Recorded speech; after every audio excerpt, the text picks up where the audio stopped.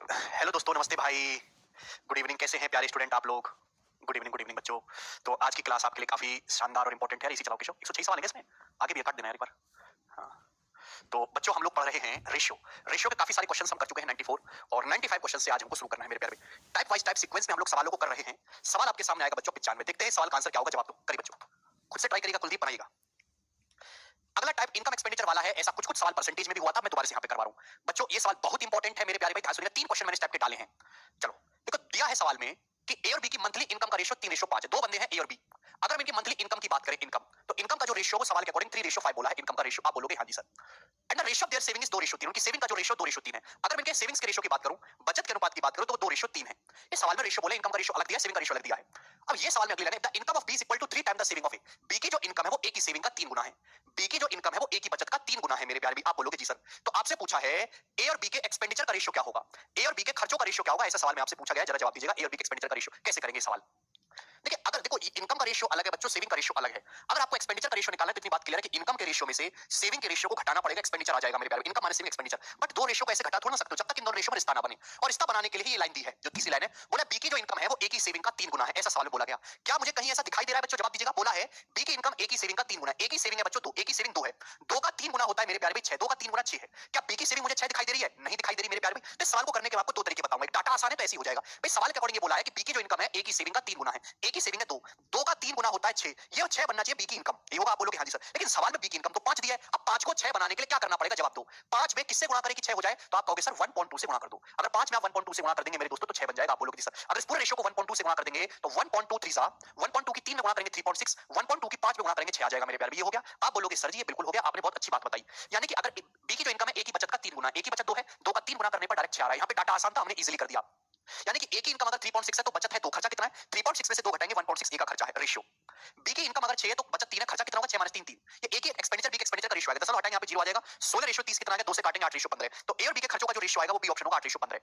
Clear है? आप बोलोगे हाँ जी सर। डाटा आसान है, आप इस तरीके से कर सकते हैं। मैं आपको इसको इस टाइप के हर एक सवाल को डाटा अगर कैलकुलेटिव भी हुआ तो इस सवाल को करने का मैं आपको और एक तरीका भी सुझाऊंगा जो कि और आसान लगेगा मेरे प्यारे भी। सुनिएगा पर इस सवाल में क्या बोला है? इस सवाल में ये बोला है कि बी की जो इनकम है ए की बचत का 3 गुना है। बी की जो इनकम है वो ए की बचत का 3 गुना है। यहाँ तो कहीं भी मुझे ऐसा नहीं दिखाई दे रहा ये जो बी की इनकम है वो ए की बचत का 3 गुना होनी चाहिए। हाँ, ऐसा नहीं है। अगर मुझे हाँ ठीक है। हाँ, हाँ, ठीक। अरे पढ़ा रहे हैं। अगर मेरे प्यारे में मुझे दो चीजों में जो है रिलेशन बनाना है, रेशियो कभी भी कोई सवाल आपके सामने जीवन में आए, अगर मुझे दो क्वांटिटी में रिलेशन बनाना है तो आप सबसे पहले उनको इक्वल बनाओ। अगर दो चीजें इक्वल आपने बना दी तो ऊपर नीचे कैसे भी किया जा सकता है। तो अगर आपको दो संख्या में रिलेशन बनाना रेशियो तो सबसे पहले उनको इक्वल बनाओ। इक्वल होगी मेरे प्यारे में, फिर जिसकी डिमांड है आप उसको पूरा कर लीजिए। सवाल के अकॉर्डिंग मुझे बी की जो इनकम है ए का 3 गुना करनी है तो ये 3 गुना छोड़ो, पहले बराबर बनाओ। बी की इनकम और ए की बचत को बराबर बनाओ। ये 5 है 2 है तो 5 और 2 को बराबर करने के लिए 10 10 करना पड़ेगा। एलसीएम 10 होता है तो ऊपर 2 से गुणा नीचे 5 से गुणा बच्चों। ऊपर 2 से गुणा होगी नीचे 5 से गुणा होगी। देखो बराबर हो गया। बी की इनकम भी 10 होगी, ए का खर्चा भी 10 हो गया। लेकिन ये गलत बात है, ऐसा थोड़ा ना करना है। पहला बराबर बनाइए, उसके बाद देखो बी की जो इनकम है वो ए का 3 गुना होनी चाहिए। तो बी की इनकम ए का 3 गुना, आपने पहले इक्वल बना लिया। बी की इनकम भी 10 कर दी, ए की बचत भी 10 कर दी। अब आप इसका बी की इनकम 3 गुना होनी चाहिए तो आप इस रेशियो को 3 से गुणा कर दो। बात समाप्त। अब देखो जो चीज आपको चाहिए वो हो गया। ए की बचत कितना है? 2 पंजे 10, बी की इनकम कितना है? 5 दूनी 10 दिया 30। आप बोलोगे हाँ जी बिल्कुल सही। तो इस आप डेसिमल में नहीं जाओगे, कोई परेशानी नहीं आएगी। ए की इनकम क्या है भाई? 2 3 6, 6 के अंदर गुणा करेंगे 18। ए की बचत क्या है? 2 पंजे 10, 18 में से 10 घटाएंगे 8 आ गया ए का खर्चा। बी की इनकम क्या है? 2 3 6, 6 के अंदर गुणा करेंगे 6 पंजे 30, 30 में से बी की बचत 3 पंजे 15 है, 30 में से 15 घटाएंगे 15। तो ए के और बी के खर्चे का रेशियो 8 रेशियो 15 होगा। बी ऑप्शन इस सवाल का आंसर है। सभी बच्चे समझ पाए? क्लियर? बात समझ में आई? ठीक है भाई, ठीक है। चलो अगर आपके सवाल समझ में आए तो इसी पर बेस्ड ये वाला सवाल आप जरा करके बताइएगा। खूब भर भर के पेपर में सवाल आता है मेरे प्यारे भाई। मैं नहीं करवाऊंगा, आपको ही करना है। ये बनाइए।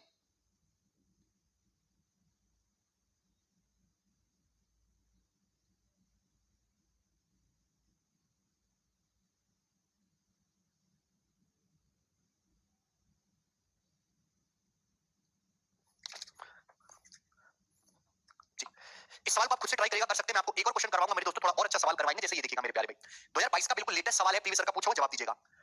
बताओ कितने बच्चे सवाल को करने की ताकत रखते हैं? बनाइएगा। The income of A is 40% more than that income of B. दो बंदे ए और बी। सवाल में साफ साफ बोला गया है कि ए की जो इनकम है वो बी से 40% ज्यादा है। 40% का मतलब 2/5। ए की इनकम बी की इनकम से 2/5 ज्यादा है। अगर बी की इनकम 5 है तो ए की इनकम 2 ज्यादा है 7। ए की और बी की इनकम का रेशियो 7 रेशियो 5 है। बोला है बी का जो खर्चा है वो ए के खर्चे का 66:2/3% है। 66:2/3% की फ्रैक्शन वैल्यू होती है 2/3। तो सवाल के अकॉर्डिंग अगर हम खर्चे की बात करें, बी का जो खर्चा है वो ए का 2/3 है। एक्सपेंडिचर बी 2/3 ऑफ ए। यानी कि अगर ए का खर्चा 3 रुपए है तो बी का खर्चा है मेरे प्यारे भी 2। ऐसा सवाल बोला गया है। अब अगली line, if the expenditure of A, यदि ए का जो एक्सपेंडिचर है मेरे प्यारे भाई is equal to 1.25 times the income of B, यदि ए का खर्चा बी की इनकम का 1.25 गुना है। 1.25 गुने का मतलब 5/4। 1.25 मतलब 5/4 है। सवाल के अकॉर्डिंग ए का जो खर्चा है, ए का जो एक्सपेंडिचर है वो बी की इनकम का 5/4 है। बी की इनकम का 5/4, क्योंकि बी की इनकम अगर 4 रुपए है तो ए का खर्चा 5 है, ऐसा सवाल में बोला गया है। आपसे पूछा ए और बी की बचत का रेशियो क्या होगा, सेविंग्स का रेशियो। तो सेविंग कैसे आएगी, इनकम में से एक्सपेंडिचर घटाओगे सेविंग आएगा। अब दो रेशियो ऐसे नहीं घटते जब तक उनमें रिलेशन ना हो। रिलेशन क्या बनाना है, ये बनाना है कि भाई ए की जो इनकम, ए का जो खर्चा हो बी की इनकम का 5/4 गुना होना चाहिए, यानी कि बी की इनकम अगर 4 रुपए है तो ए का खर्चा होना चाहिए 5। हाँ कैसा है, बी की इनकम अगर 4 है तो ए का खर्चा 5 होना चाहिए, यहां बिल्कुल भी ऐसा नहीं है। तो मेरे प्यारे दोस्तों, यहां भी आपको रिश्ता बनाना होगा। मैंने क्या बताया, अगर रेशियो में दो नंबर में आपको रिलेशन बनाना है तो सबसे पहले आप उनको इक्वल बनाओ, बराबर बनाइए। बराबर करने के बाद जो सवाल कह रहा है, जो सवाल की डिमांड है उसको फुलफिल कर दीजिए। सवाल में क्या बनाना है आपको, ए की एक्सपेंडिचर बी की इनकम में रिश्ता बताना है। ए का एक्सपेंडिचर और बी का इनकम में रिलेशन बनाना है। ये 3 है, ये 5 है, गलत बात है। पहले 3 और 5 को बराबर बनाओ। एलसीएम क्या होता है, 1.25 का मतलब 5/4 होता है बेटा। क्यों नहीं समझते, 1.25 मतलब 125/100, 5/4। 3 और 5 को बराबर बनाओ, 15/15। बराबर बनाने के लिए ऊपर किससे गुणा करनी पड़ेगी, 3 से। नीचे किससे गुणा करनी पड़ेगी बेटा, 5 से। देखो बराबर हो गया। बी का इनकम भी 15 हो गया, ए का खर्चा भी 15 हो गया, बट ये गलत बात है। सवाल के अकॉर्डिंग तो बी की इनकम और ए के खर्चे का रेशियो होना चाहिए। अगर ए का खर्चा 5 है तो बी की इनकम 4 होनी चाहिए। बी की इनकम 4 होनी चाहिए मेरे दोस्तों, या किससे गुणा कर देंगे, 4 से गुणा कर देंगे। ए का खर्चा क्या होना चाहिए, ए का खर्चा 5 होना चाहिए, तो खर्चे में किससे गुणा कर देंगे, 5 से गुणा कर देंगे। बस पहले आपने इक्वल बना दिया, फिर डिवाइड पूरी कर दी। अगर आप ध्यान से देखोगे ए का खर्चा कितना हो चुका है, ए का खर्चा हो चुका है 5 25 25 25 75। ए का खर्चा कितना बन चुका है, 25 के जब अंदर 3 में गुणा करेंगे तो 75 आता है। बी की इनकम क्या बन चुकी है, 4 3 12 12 5 60, और 75 60 का रेशियो ही 5/4 होता है। बिल्कुल चीज एकदम सेट होगी मेरे प्यारे भाई। आप बोलोगे हां जी कोई प्रॉब्लम नहीं। सेविंग्स निकालने में ए की इनकम क्या है, 4 3 12 12 के साथ में गुणा करेंगे 84। खर्चा कितना आएगा, 25 3 75, 84 में से 75 घटाएंगे 9, तो ए की बचत आ गई 9। 9 मुझे ए की ऑप्शन में दिखाई दे रहा है, ये आंसर हो जाएगा। बी की बचत निकालने में बी की इनकम क्या है, 4 3 12 12 5 60, बी की इनकम 60 है। 60 में से 25 दूनी 50, 60 में से 50 माइनस करेंगे 10, यानी कि बी की सेविंग है 10। तो 9 रेशियो 10 इस सवाल का एकदम करेक्ट आंसर है। कैसे समझे सर, किसे इक्वल करना है, खौचू सवाल में जो चीज दिया उसी को इक्वल करेंगे। क्या सवाल में रिश्ता दिया, एक एक्सपेंडिचर बी की इनकम में रिश्ता दिया है, तो उन्हीं को ना बराबर करोगे। आग पड़ोसी के लग रही है तो अपने घर में थोड़ा बुझाओगे, पड़ोसी घर पे बाल्टी डालोगे ना, हद होती है भाई। सवाल की जो डिमांड है उसके हिसाब से एक्शन करोगे। सवाल में कुछ भी नहीं है, सवाल एक ही लाइन का है, बस उसकी इन्फॉर्मेशन को लिखना है और आपको आंसर निकालना है। ऐसा सवाल परसेंटेज में भी हो चुका है, ठीक है, मैंने आपको करवा दिया। आपकी ना समझ में आए तो छोड़ दीजिए, नहीं होगा आपसे। अगला सवाल, नेक्स्ट क्वेश्चन आपके सामने, नेक्स्ट टाइप 98 नंबर। जी बच्चों,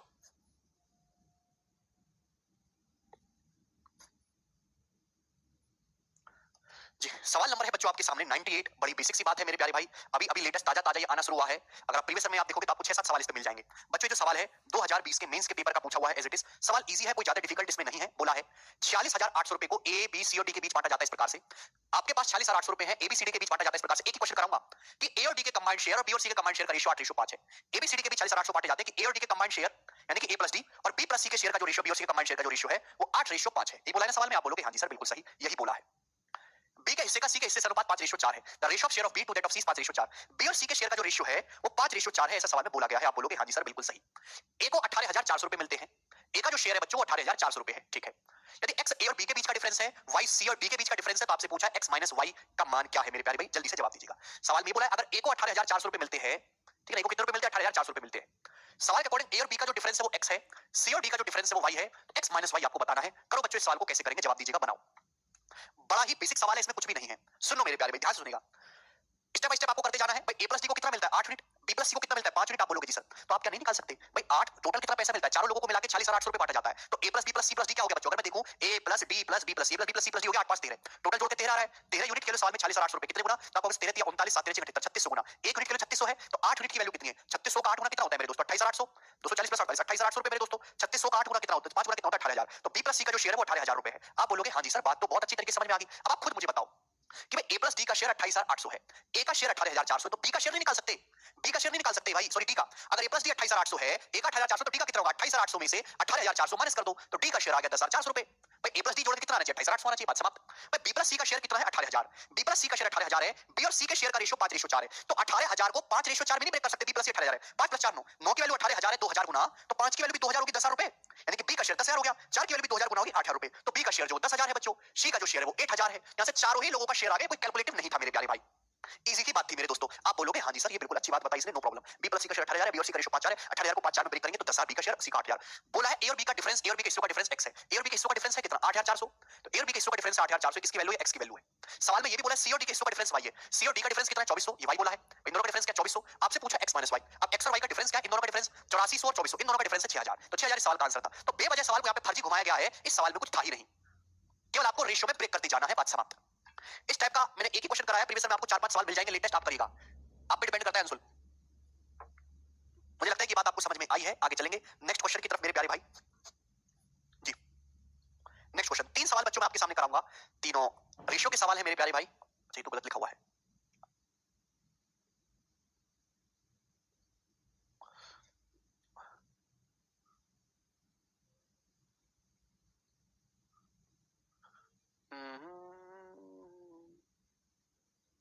देखो इस सवाल में टाइपिंग मिस्टेक है, इसको स्किप कर देंगे। इस सवाल में डाटा मिसिंग है, इसको स्किप कर दीजिए आप। ये वाला करेंगे बच्चों, सवाल नंबर 100। वो सवाल पूरा नहीं है, उसमें एक लाइन मिसिंग है, गड़बड़ है उस सवाल में, उसको स्किप कर देंगे। ये वाला सवाल आप करिएगा, ठीक है ना। मतलब हम इस टाइप के दो ही सवाल कर पाएंगे, वेरी वेरी इंपॉर्टेंट। 2020 के सीजीएल के ही ये दोनों तीनों सवाल हैं, ये इससे पिछला और इससे अगला भी। सुनेगा मेरे प्यारे भाई। बोला है एक्स वाई और जेड तीन पॉजिटिव नंबर है, कोई दिक्कत नहीं।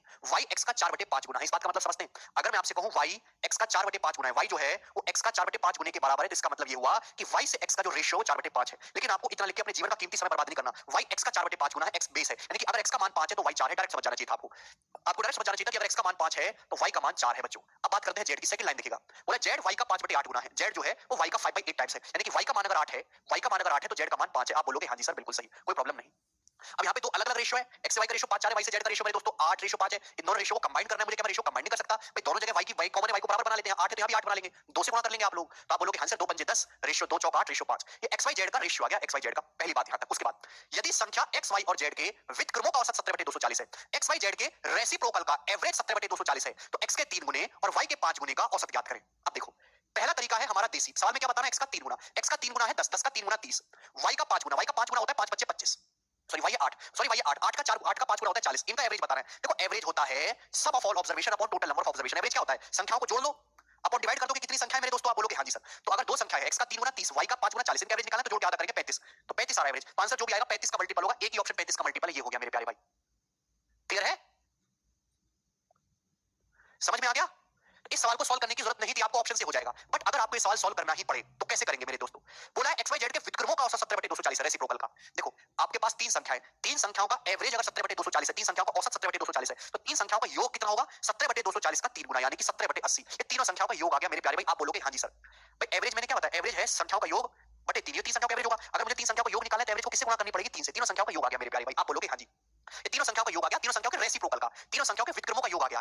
देखिए जब भी मैं रेशियो को पलटूंगा तो मल्टीप्लाइंग फैक्टर चेंज हो जाएगा, तो मुझे यहाँ पे वेरिएबल मानना पड़ेगा कि माना संख्या है जो 10 के, 8 के और 5 के, ये मुझे मानना पड़ेगा। तो संख्याओं का रेसिप्रोकल क्या होगा? 10 के का उल्टा 1/10 के, 8 के का उल्टा 1/8 के, संख्याओं के रेसिप्रोकल का योग 5 के का उल्टा 1/5 के मेरे प्यारे भाई। तो तीनों संख्याओं के व्युत्क्रमों का जो योग है वो ये हो जाएगा। एवरेज दिया हुआ है तीन संख्याओं का, 3 से गुणा कर देंगे, तीनों संख्याओं का योग आ गया। अब 10, 8 और 5 का एलसीएम है 40 के, तो ऊपर क्या आएगा? 10 चौक 40, 8 पंजे 40, अभी मेरे दोस्तों 5 अट्टे 40, तो 8 5 13 4 17, ऊपर 17 आ गया मेरे दोस्तों, 70/80। आप बोलोगे जी सर। तो यहाँ पे 17 से 17 कटेगा, के का मान आ गया 2, तो के का मान यहाँ से सॉल्व करने पर 2 आ गया। ये आ गया, आप बोलोगे जी सर। अब सवाल इजीली हो जाएगा। एक्स का 3 गुना, वाई के 5 गुने का औसत। एक्स का 3 गुना है 30 के, जल्दी जल्दी समझा करो यार, इतना टाइम थोड़ा है। वाई का 5 गुना है 40 के, वाई का 5 गुना 40 के, इनका एवरेज बताना है। इनका एवरेज क्या आएगा? जोड़ के आधा करेंगे, इनका एवरेज आएगा 35 के, ये इनका एवरेज आएगा। के का मान 2 है तो 35 दूनी 70, तो 70 इस सवाल का आंसर हो गया। क्लियर है? आप बोलोगे जी बिल्कुल सही, बात समझ में आई। ठीक है? क्योंकि संख्याओं को मैं रेसिप्रोकल कर रहा हूं, इसलिए आप रेशियो में कैलकुलेशन मत करने लग रहा। रेशियो भी रिवर्स हो जाएगा, मल्टीप्लाइंग फैक्टर भी। आप वेरिएबल मान के सॉल्व करेंगे तो कोई दिक्कत नहीं आएगी। बेसिक सवाल है, ऑप्शन से करना ज्यादा बेटर है, लेकिन आप इस तरीके से कर सकते हैं। ये बताइए अगला सवाल number 101। This is one of the गजब सवाल। ये जो है सबसे गजब सवालों में से है मेरे प्यारे भाई, रेशियो के, जो प्री के लेवल पे बहुत अच्छे सवालों में माना जाएगा जी। सवाल को ढंग से पढ़ेंगे, आपको नानी याद दिला देगा ये। बोला ए बी और सी तीन पॉजिटिव नंबर हैं such that average of 3/5 of A and 30% of B 13.5 है। ए बी सी तीन धनात्मक संख्या इस प्रकार हैं कि ए के 3/5 और बी के 30% का औसत 13.5 है। औसत देखो सवाल के अकॉर्डिंग ये बोला गया है कि दो तीन संख्या एबीसी इस प्रकार है कि ए का 3/5 गुने, ए का 3/5 गुना करें और बी का 30%, 30% कितना होता है? 3/10, 30% होता है 3/10। इनका एवरेज 13.5 है। बच्चों अगर दो संख्याओं का औसत 13.5 है तो दो संख्याओं का योग कितना होगा? दो संख्याओं का योग होगा 13.5 का दुगना 27। ये इन दोनों संख्याओं का योग आ गया मेरे प्यारे भाई। आप बोलोगे हां जी सर बिल्कुल सही, बात समझ में आ गई। एक पैसे का डाउट इसमें नहीं है। ए का 3/5, बी का 30%, 3/10। उसका सवाल में दिया है बेटा विनीत, एवरेज 13.5, दो संख्याओं का औसत दिया भाई, औसत दिया तो योग निकालना पड़ेगा। दो संख्याओं का एवरेज योग निकालने के लिए 2 से गुणा कर दीजिए, 27 आ गया। यहां से इक्वेशन बन जाएगी, 3 से काट सकते हैं 27 को 9 बार। क्लियर है? इस पूरी इक्वेशन को क्या करते हैं? 10 से गुणा करते हैं। 10 से गुणा करेंगे तो 2a हो जाएगा plus b, 2a plus b बराबर 90। तो पहली इक्वेशन आ गई जो आपके सामने दी हुई है। ये बात सीधी भी कही जा सकती थी पर उसने घुमा फिरा के कहा। अगली लाइन पढ़ेंगे दोस्तों, अगली line average of 3/8 times of b and 25% of c 15। अरे गधो, अगर दो संख्याओं का औसत दिया है 15, औसत से सवाल सोल्व नहीं होता, दो संख्याओं का योग से होता है। दो संख्याओं का औसत 15 है तो दो संख्याओं का योग जो होगा वो 30 होगा। 15 का दुगना 30 गधो। इतनी सी बात समझने में तुम्हारी हालत खराब होती है, पता नहीं क्या नौकरी लोगे। बोला है b के 3/8 गुना और c के 25% का एवरेज 15 है। गधो एवरेज 15 है तो योग 30 होगा। ठीक है भाई, b का 3/8 गुना, b के 3/8 टाइम्स एंड सी का 25%, 25% मतलब 1/4, सी के 1/4 का जो योग है वो 30 के बराबर है, ऐसा सवाल बोला गया है। दूसरी क्वेश्चन ये आएगी, पूरी इक्वेशन को 8 से गुणा कर देंगे, बट 8 और 4 कैलसियम 8 होता है, पूरी इक्वेशन को 8 से गुणा कर देंगे तो 3b प्लस 2c बराबर 240। पूरी इक्वेशन को 8 से गुणा करेंगे 240। तो आपके सामने दो इक्वेशन बन गई भाई, एक इक्वेशन ये है, दूसरी इक्वेशन ये है। क्लियर? आप बोलोगे हां जी सर 3b प्लस 2c बराबर 840, 240। ठीक, बात समझ में आई? आप बोलोगे हां जी सर आई। अब तीसरी लाइन पढ़ेंगे। बोला ए सी के 5/12 गुने के बराबर है, यानी कि सवाल के अकॉर्डिंग ए और सी का जो रेशियो 5/12 है, ए सी के 5/12 गुने के बराबर है, ए और सी का जो रेशियो 5/12 है, ये बोला गया है। तो पूछा तीनों संख्याओं का योग बताओ। ये सवाल तभी सॉल्व होगा जब आपको तीनों संख्याओं की वैल्यू पता चलेगी। ए और सी का रेशियो 5/12 दिया है, ए सी के 5/12 गुने के बराबर है। ये लाइन देखो, a/c 5/12 है। अब बताओ, दो आपके सामने इक्वेशन है, ये आपको रेशियो दिया, कैसे सॉल्व करेंगे? 15 गुणा 2 करके बेटा, औसत 15 योग 15 गुणा 2 होगा। देखिएगा लॉजिक ये लगाना है इस टाइप के सवालों में, आपको संख्या में, आपको सवाल में रेशियो किसका दिया, ए और सी का। अगर मुझे ए और सी में कोई, आप इसको ऐसे भी कर सकते हो कि यहां से ए का मान निकाल के यहां पे रख दिया, इक्वेशन बन गई, उसमें बहुत टाइम लगेगा। अगर आप एक ऐसी इक्वेशन पता लगा लो जो केवल ए और सी में हो, सवाल इजीली सॉल्व हो जाएगा। जब मुझे ए और सी का रेशियो दिया तो मैं ए और सी में इक्वेशन पता करूंगा, मुझे बी की जरूरत ही नहीं है। अगर मुझे यहां से बी का मान, बी को मैं डिलीट कर दूं मेरे प्यारे भाई, बी की वैल्यू हटा दूं, मुझे ए और सी में ही एक इक्वेशन चाहिए। यहां बी में 1 से गुणा है, यहां बी में 3 से गुणा है। अगर मैं इस इक्वेशन में 3 से गुणा करके घटा दूं, इसमें से इसको घटा लेते, 3 से गुणा करके घटा लेता हूं तो इजीली बात सॉल्व हो जाएगी भाई, बी से बी कट जाएगा, ये तो हो जाएगा मेरे दोस्तों। ठीक है भाई, इसमें से घटा लेते, ये तो मेरे प्यारे भाई 2 सी, आप बोलोगे हां जी सर बिल्कुल सही, 3 बी से 3 भी कट जाएगा ना यार, कैसे आदमी यार, मुझे कितना मेहनत करके समझाना पड़ता है यार तुम्हें। इसमें से इसको घटा लेते हैं तो ये 3 के जब अंदर गुणा होगी 3 और 3 भी कट जाएगा, 3 दूनी 6 ए, आप बोलोगे हां जी सर, माइनस ये घटाएंगे 2 सी बराबर क्या आ जाएगा 180, 9 या 270, 270 में से 240 घटाएंगे 30, आप बोलोगे हां जी सर बिल्कुल सही। ये इक्वेशन बन जाएगी ए और सी में। हालांकि दोबारा पूरी 2 से डिवाइड होगी, यानी कि 3a माइनस सी 15 आ गया, तो इक्वेशन बन गई ए और सी में मेरे प्यारे भाई। तो हमारे पास ऑलरेडी 2 इक्वेशन थी, मैंने बी यहां पे बी में 1 से गुणा 3 से गुणा, तो मैंने 3 से गुणा करके घटा दिया, बी कट गया, केवल ए और सी में रिलेशन बता, सवाल इजीली यहां से आपका सॉल्व हो जाएगा। अगर ए का मान 5 यूनिट है तो सी का मान 12 में यहां पे रखूंगा, अगर ए की वैल्यू 5 है तो 5 दिया 15, सी की वैल्यू कितनी मेरे दोस्तों 12, तो 15 माइनस 12 कितना आता है 3 यूनिट, 15 माइनस 12 आता है 3 यूनिट। सवाल में 3 यूनिट की वैल्यू 15 दी है 5 गुना, अगर 1 यूनिट की वैल्यू 5 आ गई बच्चों तो ए का मान कितना आ गया 25, 5 की वैल्यू 5 गुना 25, ए का मान 25 आ गया, सी का मान भी 5 गुना आ गया 60, 12 5 60, आप बोलोगे हां जी सर बिल्कुल सही। ए का मान पता चल गया, सी का मान पता चल गया, बी का मान निकालना है, बी का मान कहीं से भी निकाल सकते हैं भाई, यहां से बी का मान निकल जाएगा। अगर ए की वैल्यू 25 आई है तो 25 यहां पे रख दो, 25 दूनी 50, 50 से उधर चला जाएगा 90 माइनस 50 40, तो बी की वैल्यू 40 आ गई 40। ए की वैल्यू 25 है, यहां पे रख दो, 25 दूनी 50, 90 माइनस 50 40, तो बी की वैल्यू 40 आ गई। तो ए का मान 25 है, सी का 60 है, बी का 40 है, तीनों को जोड़ के क्या आएगा 60 और 40 100, 100 में 25 जोड़ेंगे 125, से सवाल का आंसर हो गया, ए ऑप्शन करेक्ट आंसर है, बहुत बेहतरीन। मृत्युंजय एलसीएम लिया है हमने, तो this is one of the logical question, pre पे सवाल है बट मेंस लेवल का क्वेश्चन है ये, कठिन नहीं है, दिमाग थोड़ा सा लगाना है आपको सवाल को सॉल्व करने के लिए। ठीक है चलेगा, मुझे लगता है इस टाइप के सवाल को आप कर लोगे, कोई दिक्कत नहीं आएगी। आगे चलेंगे हम अगले क्वेश्चन की तरफ, नेक्स्ट टाइप आपके सामने बनाइए बच्चों।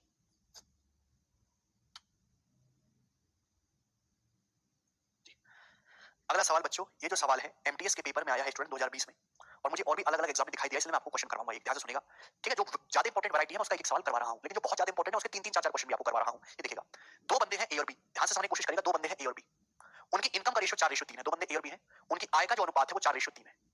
बोला यह है कि ए का खर्चा उसकी इनकम का 5/12 है, बी का खर्चा उसकी इनकम का 7/15 है, उनके खर्चों का डिफरेंस 4500 है, तो बी की इनकम बताइएगा। सवाल में कुछ भी नहीं है, दो बंदे ए और बी, उनकी इनकम का रेशियो 4:3 है।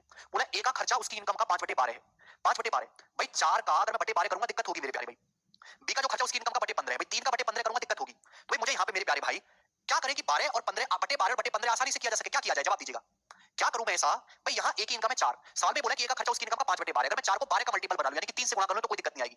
यहाँ बी का जो खर्चा उसकी इनकम का 7/15, 3 का बटे 15 करने में दिक्कत आएगी, तो अगर मैं 3 में ऑलरेडी 5 से गुणा कर लूं तो कोई दिक्कत नहीं आएगी, तो इस पूरे रेशियो को 3 पंजे 15 से गुणा कर लीजिए। अगर आप इस पूरे रेशियो को 15 से गुणा कर दोगे तो आपका डेसिमल में नहीं जाएगा ना फ्रैक्शन में जाएगा, 15 चौका 60, 15 तिया 45, ए की इनकम 60 और बी की इनकम 45, मैंने ए की इनकम को 60 मान लिया, बी की इनकम को 45 मान लिया, आप बोलोगे हां जी सर बिल्कुल सही, कोई प्रॉब्लम नहीं है भाई। 4 का बटे 12 करना है, किसकी कमी है 3 की, 3 से गुणा कर दो, 3 का बटे 15 करना है, किसकी कमी है 5 की, 5 से गुणा कर लो, तो इस पूरे रेशियो की 15 से गुणा कर लेते हैं, आपको दिक्कत आने वाली नहीं है। 15 चौका 60, 15 तिया 45, ध्यान सुनिएगा, ये ए और बी की इनकम है। बोला ए का खर्चा उसकी इनकम का 5/12 है, तो 60 का 5/12 कितना होता है 25, 60 का 5/12 करेंगे 12 पंजे 60, 5 बचे 25, ए का खर्चा 25 आ गया, बी का खर्चा उसकी इनकम का 7/15 है, तो 45 का 7/15 कितना आएगा, 15 तिया 45, 3 7 21, 21 आ गया, तो बी का खर्चा 21 है, आप बोलोगे हां जी सर बिल्कुल सही। अब ए के खर्चे और बी के खर्चे का डिफरेंस क्या है, ए का खर्चा 25 है, बी का 21 है, उनका डिफरेंस है 4 यूनिट, 4 यूनिट के लिए सवाल में 4500 रुपए दी हुई है मेरे दोस्तों। तो एक की वैल्यू कितनी आ गई 4500 बटे 4, एक यूनिट की वैल्यू, आप बोलोगे जी सर। पूछा बी की इनकम, तो बी की इनकम है 45 यूनिट, बी की इनकम कितने बच्चों 45 यूनिट 45 यूनिट, तो आंसर जो भी आएगा वो 45 का मल्टीपल आएगा मेरे प्यारे भाई, आप बोलोगे हां जी सर, 4 से 125 बार चला जाएगा, तो एंड में 5 जरूर आएगा, ये 2025 2025 की 25 पे गुणा करेंगे तो 50,625 उत्तर है, डी ऑप्शन। 45 गुणा 45 मेरे प्यारे भाई 45 का स्क्वायर हो जाएगा 2025, 25 पे गुणा करेंगे 50,625। 60 45 कैसे आया, कैलकुलेशन को आसान करने के लिए किया रोहित, रेशियो किसी भी नंबर से गुणा करने पर कोई फर्क नहीं पड़ता। मैं कितनी बार आपको सिखा चुका हूं मेरे प्यारे भाई, मुझे ए का खर्चा निकालने के लिए उसकी इनकम का 5/12 करना है, बटे 12, ए की इनकम का बटे 12 करना है, मैं 4 को 12 से भाग दूंगा दिक्कत होगी, तो 4 में किससे गुणा करूं कि 12 का मल्टीपल हो जाए, 3 से गुणा कर लेता हूं। बी का जो खर्चा उसकी इनकम का 7/15 है, बी की इनकम है 3, 3 को अगर 15 से भाग दूंगा दिक्कत होगी क्योंकि 5 की कमी है, तो अगर मैं इसको 5 से गुणा कर लूंगा कोई दिक्कत नहीं आने वाली, तो मैंने इस पूरे रेशियो को 15 से गुणा कर ली, जिससे आपकी कैलकुलेशन आसान हो गई। समझ में आ गया, आप बोलोगे हां जी सर समझ में आ गया, एक पैसे का इसमें डाउट नहीं है। अगला सवाल करेंगे, सवाल नंबर आपके सामने आएगा 103, जल्दी से सवाल का आंसर मुझे करके बताओ। Next,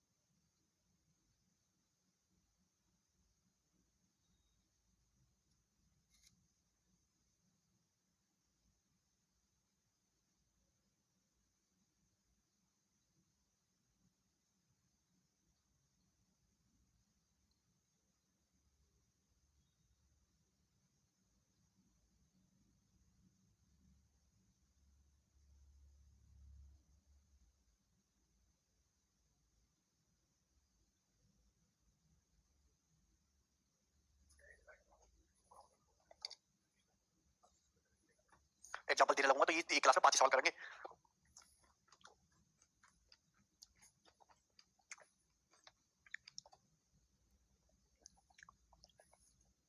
one of the best सवाल।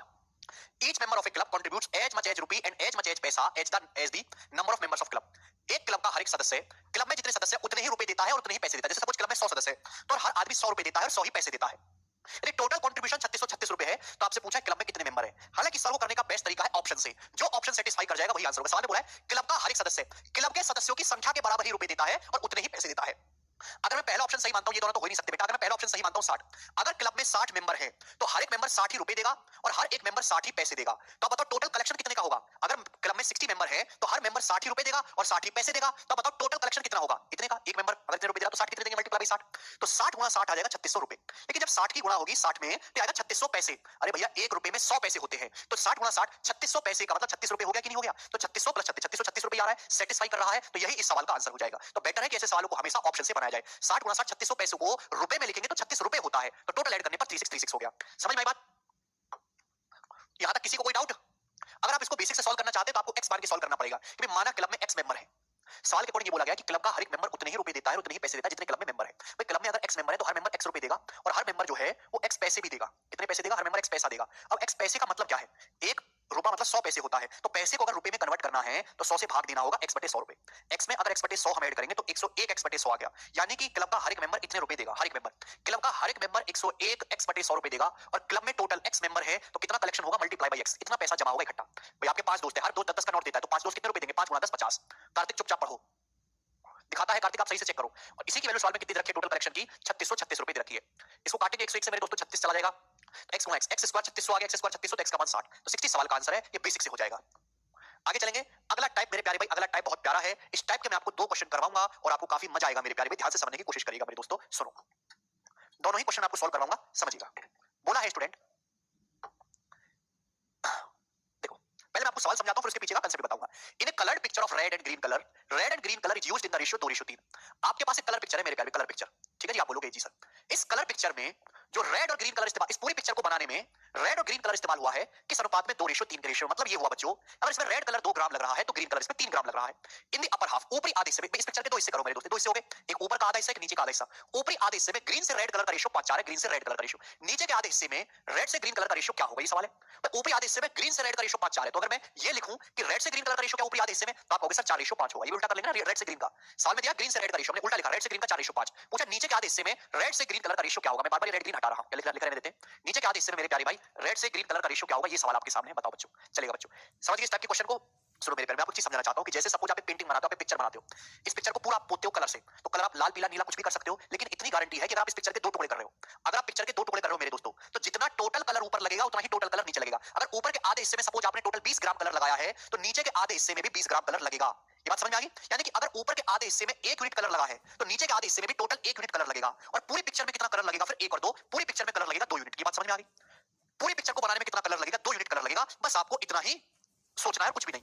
अगर आप एक पिक्चर को ऐसे पूरी पिक्चर को पोतते हो रेड ग्रीन कलर से, तो ऊपरी आधे हिस्से में टोटल जितना कलर लगेगा नीचे के आधे हिस्से में उतना ही कलर लगेगा ना। और पूरी पिक्चर में कितना कलर लगेगा, 1 और 1 2 ग्राम कलर लगेगा। आप बोलोगे हां जी सर, ये तो बड़ी बेसिक सी बात थी। इसी कांसेप्ट को यहां पे लगाना है, कॉमन सेंस है मेरे प्यारे, कॉमन सेंस। तो भैया आपको ये बात सोचनी चाहिए कि यहां ऊपर के आधे हिस्से में कलर लगाए 4 और 5 9 यूनिट टोटल। 4 रेड कलर लगाए, 4 ग्रीन कलर लगाए, 5 टोटल कितना कलर लगाए 9। जबकि पूरी पिक्चर में रेड 2 है, ग्रीन 3 है, 5। ये तो गलत बात है। अगर यहाँ कलर 9 यूनिट लगा है, यहाँ 5 लगा है, गलत बात है। सबसे पहले इनको बराबर बनाओ। 9 और 5 को बराबर बनाने के लिए मेरे प्यारे यहाँ 5 से गुणा कर देते हैं। यहाँ 5 से गुणा करेंगे 5 24, 9 और 5 को बराबर कर लेते हैं 45 45। यहाँ 5 से गुणा 5 24 5 25 25। यहाँ मेरे दोस्तों 9 से गुणा, आप बोलोगे हाँ जी सर, तो मैंने दोनों को बराबर बना दिया 45 45। बच्चों ये भी 45 हो गया, ये भी 45 हो गया। लेकिन ये गलत बात है, आपको बात समझनी चाहिए कि अगर ऊपर के हिस्से में 45 कलर लगा है तो नीचे भी 45 होगा, तो टोटल पिक्चर में कलर लगना चाहिए 90 यानी कि दुगना। तो मेरे प्यारे सबसे पहले आप क्या करो, सबसे पहले आप इक्वल बनाओ मेरे दोस्तों, बराबर। यहाँ अगर 20 25 45 कलर यूज हुआ है तो पूरी पिक्चर में कितना कलर यूज होना चाहिए, 45 का दुगना। तो सबसे पहले मैंने बराबर बनाया 45 45 मेरे प्यारे भाई। ये भी 45 कलर, ये भी 45 कलर, लेकिन होना क्या चाहिए, अगर यहाँ 45 कलर लगा है यहाँ दुगना लगेगा 90। आप बोलोगे हाँ जी सर, तो यानी कि पूरी पिक्चर में रेड कलर कितना 9 दूनी 18, 18 दूनी 36 और 54। रेड ग्रीन कलर का रेशियो पूरी पिक्चर में 36 और 54 है। ये बात समझ में आ गई, क्लियर। आप बोलोगे जी सर ध्यान से देखेंगे मेरे प्यारे भाई कि रेड ग्रीन कलर का ही आपको उत्कर्ष बता रहे हैं, हर जगह सेम रेशियो लिखते हैं। यहाँ 45 है ऊपरी आधे हिस्से में, पूरी पिक्चर में 90। नीचे क्या होगा, अगर पूरी पिक्चर में रेड कलर 36 लग रहा है, ऊपर के आधे हिस्से में 20 है, तो नीचे कितना होगा 16, 20 प्लस 16 36। बहुत बढ़िया। अगर पूरी पिक्चर में 54 ग्राम ग्रीन कलर है, यहाँ 25 है, तो नीचे क्या होगा, 54 में से 25 माइनस कर दो, घटाओ 29, तो नीचे के आधे हिस्से में ग्रीन कलर लगेगा 29। तो नीचे के आधे हिस्से में रेड से ग्रीन कलर का जो रेशियो होगा 16 रेशियो 29 होगा। यही सवाल का आंसर है, बात समाप्त। बहुत ही अच्छा सवाल था। जितने भी बच्चे लेक्चर देख रहे हैं, अगर उनको इस टाइप के पीछे का लॉजिक समझ में आया है तो सब लोग कमेंट में यस लिखेंगे, यस सर।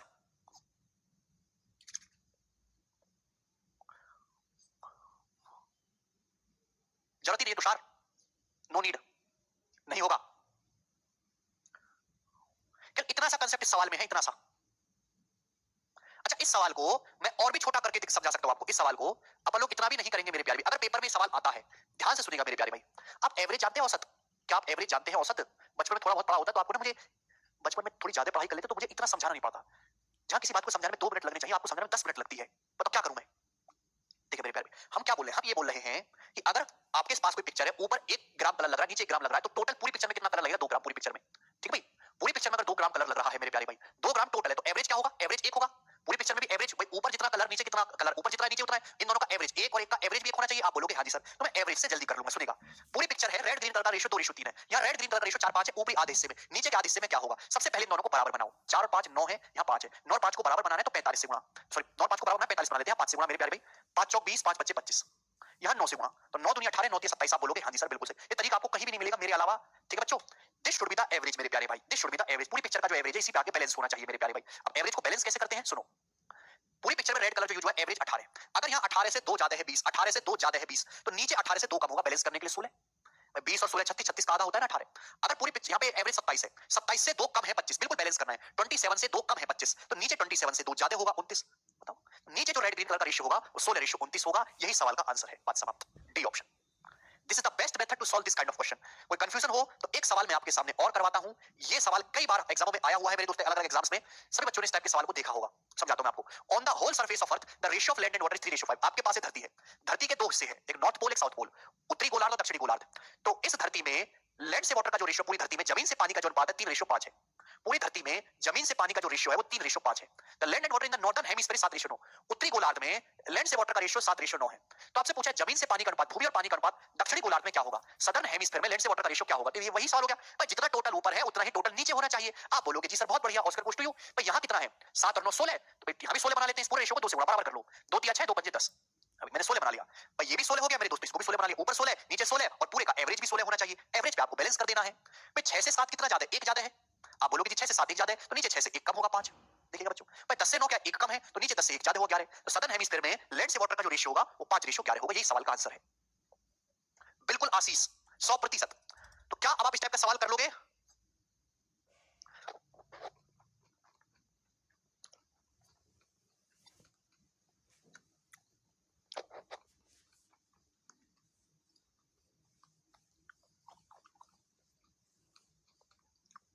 मुझे लगता है कि अब आप इस टाइप के सवाल को कर लोगे, और नहीं कर पाओगे तो भैया आपकी गलती है। मैंने पूरी ईमानदारी से आपको शॉर्टकट समझा दिया, बेसिक समझा दिया, एग्जांपल लेके समझा दिया, 2-2 सवाल करवा दिए। नहीं सर मैं तो कृपया भाग में जाओ। ठीक है, मेरा पीछा छोड़ो, आगे चलेंगे। अगला क्वेश्चन 106, ये बताइए क्या उत्तर है। अगला टाइप, इस टाइप का और क्वेश्चन दो बेटा, और क्वेश्चन नहीं दे सकता, और भी आगे मुझे चीजें पढ़ानी है। जिसकी जितनी हैसियत है उसको उतना ही टाइम दिया जाएगा। बनाओ, जब आप पूरा पढ़ लोगे पवन, बनाइए।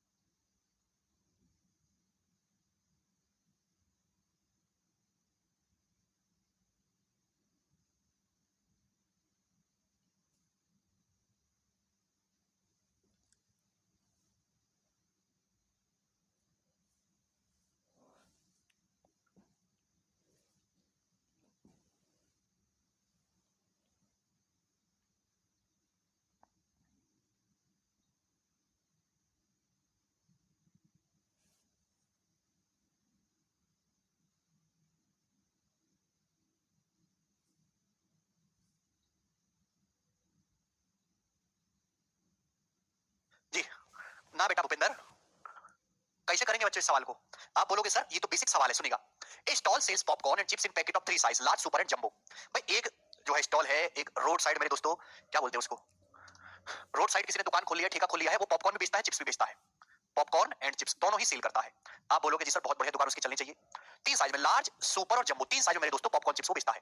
The number of large, super and jumbo packets in its stock are in the ratio 7 ratio 17 ratio 16 for popcorn. Popcorn के जो पैकेट है लार्ज, सुपर और जम्बो साइज में वो 7, 17 और 16 के रेशियो में है, जबकि चिप्स के जो पैकेट है वो 6, 15, 14 के रेशियो में। ये बात कही गई है आगे। इसके बाद if the total number of popcorn packet in its stock is same as the chips packet, total जितने पॉपकॉर्न के पैकेट है सेम उतने ही टोटल चिप्स के पैकेट है। तो आपसे पूछा है जंबो पॉपकॉर्न और जंबो चिप्स की पैकेट का रेशियो क्या है, जंबो पॉपकॉर्न और जंबो चिप्स की पैकेट की संख्या का रेशियो क्या है, क्या आप नहीं कर सकते भाई? पॉपकॉर्न के टोटल पैकेट कितने हो रहे हैं? 7, 17, 24 और 16, 40। पॉपकॉर्न के टोटल पैकेट है 40, चिप्स के टोटल पैकेट क्या है? 6, 15, 21, 21, 14, 35। तो 40 और 35 तो इक्वल, कहीं से नहीं इनको इक्वल बनाना होगा। हमने क्या सिखाया? अगर आपको सम को इक्वल बनाना है तो सम से रिवर्स गुणा करेंगे। 40 और 35 का रेशियो है 8, 7, 5, 40, 5, 35, इस रिवर्स गुणा करेंगे भाई, ऊपर 7 से गुणा कर देंगे रेशियो में, पूरे रेशियो में नीचे 8 से गुणा कर देंगे, दोनों बराबर हो गया। 40 और 35 कैल्सियम 280, दोनों को 280 बना लिया, ऊपर 7 से गुणा नीचे 8 से गुणा।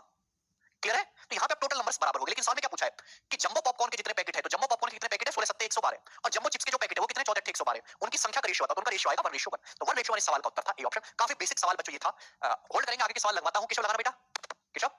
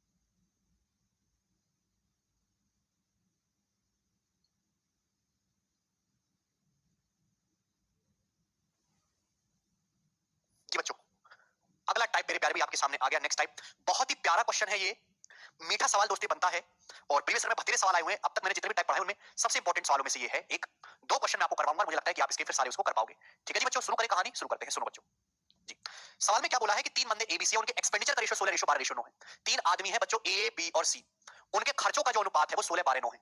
ठीक है भाई, सभी मैं समझ गया। उसके बाद वे अपनी इनकम का 20%, 25% और 40% बचाते हैं। सबकी सेविंग रखिए, ए अपनी इनकम का 20% बचाता है, बी 25% बचाता है, सी 40% बचाता है। यदि एबीसी की कुल इनकम 35,700 है तो उनकी पर्सनल इनकम बताइए, इंडिविजुअल इनकम। तो भैया इस सवाल को सॉल्व तभी किया जा सकता है जब मुझे तीनों की इनकम का रेशियो पता चले। सवाल में एक्सपेंडिचर मेरे प्यारे भी दिया हुआ है और मुझे क्वेश्चन सॉल्व करने के लिए इनकम का रेशियो पता लगाना है। हर कोई ये बात जानता है कि इनकम बराबर एक्सपेंडिचर प्लस सेविंग, ये होता है मेरे प्यारे भी। आप बोलोगे जी सर बिल्कुल सही। अब इनकम का रेशियो आएगा कैसे? सवाल में अगर एक्सपेंडिचर का रेशियो दिया है तो मैं एक्सपेंडिचर पे ही ध्यान लगाऊंगा और किसी चीज पे ध्यान नहीं लगाऊंगा। सवाल में बोला है कि ए अपनी इनकम का 20% सेव करता है, बी 25% सेव करता है, सी 40% सेव करता है। अगर कोई आदमी अपनी इनकम का 20%, अगर कोई आदमी ए अपनी इनकम का 20% बचत कर रहा है तो ए अपनी इनकम का खर्च कितना कर रहा है? 80%। ए अपनी इनकम का 80% खर्च कर रहा है, यही तो इस बात का मतलब हुआ। आप बोलोगे हाँ जी सर यही मतलब हुआ इस बात का। ए अपनी इनकम का 80% खर्च कर रहा है, इस बात का मतलब ये है कि 80% की फ्रैक्शन वैल्यू होती है 4/5। अगर कोई आदमी अपनी इनकम का 20% बचत कर रहा है तो बाकी का 80% वो खर्च कर रहा है। 80% मतलब 4/5। 80% खर्च का मतलब ये है कि अगर एक ही इनकम 5 है तो 5 इनकम में से ये 4 रुपए खर्च कर रहा है। ये मतलब हुआ बेसिकली इस बात का कि यदि एक इनकम 5 रुपए है, एक इनकम अगर 5 है तो उसमें से वो 4 रुपए खर्च कर रहा है, जबकि एक खर्च कितना कर रहा है? 16। अगर 4 की वैल्यू 16 है 4 गुना, तो 5 की वैल्यू भी 4 गुना होगी 20, यानी कि एक इनकम 20 होगी बच्चों। अगर एक इनकम 20 होगी तभी तो 20 का 20% 4 बचत करेगा, बाकी का 16 खर्चा करेगा। रेशियो इसी प्रकार से हम बात करें। भाई बी जो है वो अपनी इनकम का 25% बचत कर रहा है। बी अगर बी 25% बचत कर रहा है तो बी खर्चा कितना कर रहा है? 75% खर्चा कर रहा है। 75% का मतलब 3/4। बी 3/4 खर्चा कर रहा है, लेकिन बी की इनकम अगर 4 है तो खर्चा कर रहा है 3। सवाल के अकॉर्डिंग बी खर्चा कर रहा है मेरे दोस्तों 12। अगर 3 की वैल्यू 12 है 4 गुना, तो 4 की वैल्यू भी 4 गुना होगी 16, यानी कि हमारे प्यारे बच्चों जो बी की इनकम होगी वो 16 होगी। ये बात समझ में आ गई? आप बोलोगे हाँ जी सर। इसी तरीके से मेरे प्यारे भी तीसरे के पास आते हैं। ये जो बंदा सी है ये अपनी इनकम का 40% बचत कर रहा है। सी अगर 40% बचत कर रहा है तो सी खर्चा कितना कर रहा है? 60% खर्चा कर रहा है। सी 60% खर्चा है, 60% 3/5, यानी कि सी की इनकम अगर 5 है, बेस वैल्यू इनकम है, तो उनमें से खर्चा सी 3 कर रहा है। सवाल के अकॉर्डिंग सी का खर्चा है 9। अगर 3 की वैल्यू 9 है 3 गुना, तो 5 की वैल्यू भी 3 गुना होगी 15, यानी कि मेरे दोस्तों जो सी की इनकम है बच्चों वो 15 होगी। ये बात सभी बालकों को समझ में आ गई? आप बोलोगे हाँ जी सर। तो हम हर एक बंदे पे अलग-अलग ध्यान देंगे। आप इसको परसेंटेज में भी कर सकते हैं कि भाई अगर कोई आदमी अपनी इनकम का 40% बचा रहा है तो 60% वो खर्चा कर रहा है, जबकि सी खर्चा कितना कर रहा है? 9। अगर 60% का मतलब 9 है तो 3 से भाग दे दो, 20% की वैल्यू 3 है तो इनकम होती है 100%, तो 100% के लिए 5 से गुणा कर दो, 100% 15 आएगा। क्लियर है? तो आप इस तरीके से परसेंटेज में भी कैलकुलेट कर सकते हैं, कोई परेशानी नहीं। तो हमने यहां से तीनों की इनकम का रेशियो निकाल लिया। क्लियर है? आप बोलोगे हाँ जी सर। तीनों की कुल इनकम के साथ कुल इनकम है कितनी? 16 और 15 31, 31 और 20 51, 51। तीनों की कुल इनकम 51 यूनिट। 51 की वैल्यू सवाल में 35,700 रुपए बच्चों दी है स्टूडेंट्स, कितने गुना? तो 700 टाइम्स है। तो एक यूनिट की वैल्यू 700 रुपए है। पूछा एबीसी की इंडिविजुअल इनकम, तो 20 की वैल्यू भी 700 गुना होगी। एक इनकम क्या आएगी? 20 का 700 गुना, 20 का 700 गुना 14,000, एक इनकम 14,000। बी की क्या होगी भाई? 16 का 700 गुना 16 7 112 11200। सी की इनकम कितनी आएगी? 15 का 700 गुना 15 7 105 10,500। ये ए बी और सी तीनों की इनकम आई। ए ऑप्शन इस सवाल का आंसर है। काफी गोरा प्रश्न है ये, टाइप काफी फेमस है, मुझे पता है, आसान है, पर आता बहुत है पेपर में, क्या करें हम जी बच्चों। एक और आपसे पूछता हूं, हल्का सा चेंज रहेगा मेरे प्यारे, प्लान में थोड़ा सा चेंज रहेगा, ये बताइएगा इस सवाल का क्या आंसर है। करेंगे बच्चों, बनाओ, करो स्टूडेंट। पी क्यू और आर तीन बंदे हैं, उनकी इनकम का योग 1,39,200। तीन बंदे हैं बच्चों, पी क्यू और आर, उनके इनकम का सम 1,39,200 है। पी क्यू और आर क्रम से अपनी इनकम का 75%, 85:5/7% और 63:7/11% खर्च करते हैं। यदि उनकी बचत 17/8 के रेशियो में, पी क्यू आर की जो इनकम है वो किस रेशियो में? 17:12:8 के रेशियो में मेरे प्यारे भाई। तो पी क्यू आर की जो आय का अनुपात है वो 17:12:8 है। आप बोलोगे हाँ जी सर, बहुत बढ़िया। आपसे पूछा पी और आर के इनकम में सैलरी में क्या डिफरेंस है? सो ये सेविंग का रेशियो है, पी क्यू आर की सेविंग्स का रेशियो है, सेविंग्स का। पी क्यू आर की सेविंग का रेशियो 17/8 है। पूछा पी और आर की सैलरी में डिफरेंस, तो क्वेश्चन सॉल्व करने के लिए पी क्यू आर की इनकम का रेशियो निकालना पड़ेगा। ये सवाल तभी सॉल्व होगा जब पी क्यू आर की इनकम का रेशियो क्या होगा। जवाब दीजिएगा मेरे प्यारे भाई, करो।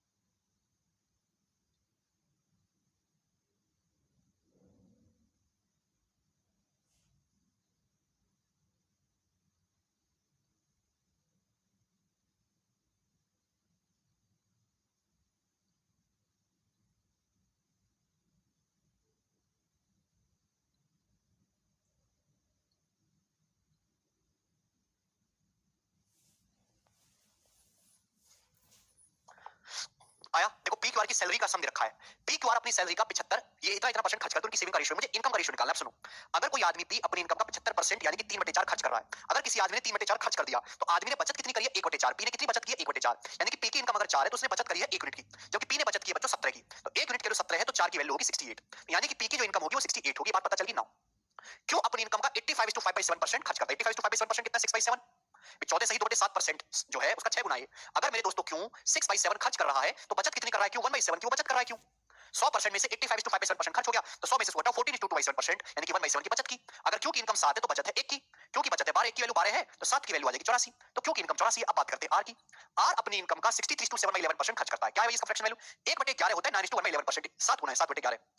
अगर आर अपनी इनकम का 7/11 खर्च कर रहा है तो आर बचत कितनी कर रहा है अपनी इनकम का? 4/11। अगर कोई 7/11 खर्च कर रहा है तो बचत कर रहा है 4/11। आर की इनकम अगर 11 है तो उसने 4 की बचत की है। आर की बचत है कितनी? 8 दुगना, तो 4 की वैल्यू 8 है दुगना, तो 11 की वैल्यू भी दुगना आएगी मेरे दोस्तों 22। तो हम ये कह सकते हैं प्यारे बेटा कि आर की जो इनकम होगी बच्चा पार्टी वो 22 होगी। तो ये तीनों लोगों 17 12 28 नहीं 17 12 8 है। हाँ ठीक है बेटा, कोई दिक्कत थोड़ा ना। ये तीनों लोगों की इनकम का रेशियो आ गया। पूछा है पी और आर की इनकम में डिफरेंस, तो पी और आर की इनकम में डिफरेंस क्या है? 68 और 22, ये आ गया मेरे दोस्तों 46 का डिफरेंस है। आउट ऑफ टोटल, टोटल कितना मेरे प्यारे पी क्यू आर? 68 और 22 मेरे दोस्तों 90 हो गए, 90 84 174, टोटल 174। तो 1,39,200 रुपए का आपको इतना करना है प्यारे बच्चे। कितने गुना है? तो आप हो गए सर 800 गुना है। तो 40 गुना 800 कितना हो जाएगा मेरे दोस्तों? 32,000 और 4800 यानी कि 36,800 रुपए। सवाल का आंसर है डी ऑप्शन करेक्ट है। समझ में आया? आंसर जो भी आएगा वो 68 और 22 का डिफरेंस 46 है, 23 का मल्टीपल आएगा, तो 23 का मल्टीपल भी आप ऑप्शन से चेक कर सकते थे मेरे प्यारे भाई। ठीक है भाई, एक ही ऑप्शन दिखाई दे रहा है, वैसे ये वाला डी ही करेक्ट हो जाएगा। 23 का मल्टीपल भी चेक कर सकते हैं। काफी बेहतरीन और बेसिक सा सवाल है। आज इस टाइप तक ही छोड़ते हैं मेरे प्यारे भाई, बाकी मैं आपको कल करवाऊंगा। ठीक है बच्चों, चलिए दोस्तों बाय। रिपीट करके देखा करो, रेशो काट भी सकते हैं।